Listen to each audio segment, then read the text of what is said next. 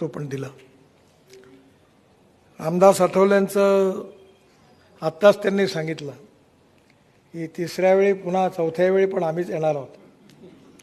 आमची गॅरंटी नाही आहे, पण त्यांची गॅरंटी पक्की आहे. म्हणजे मी गमतीने म्हणतो आहे की राज्य कोणाचे आलं तरी रामदासजी पक्के आहेत.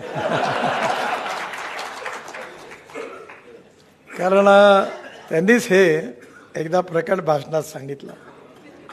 आणि त्यांनाही जसं ते मौसमी शास्त्रज्ञ आहेत, तेव्हा लालू प्रसाद यादवनी एकदा असं म्हटलं होतं रामविलास पासवानला कि ये बहुत बड़ा राजनीतिक मौसम शास्त्रज्ञ है और क्या होने वाला इनको पता होता है, उसके अनुसार उनकी नीति अपनाते हैं. रामदासजींनी पण आपल्या आयुष्यामध्ये दलित समाजाच्या उत्कर्षाकरता काम करत असताना आणि विशेषतः मंत्रिमंडळात मंत्री असताना अनेक चांगल्या चांगल्या उपक्रमामध्ये दलित पीडित शोषित माणसाला न्याय देण्याचा प्रयत्न केला.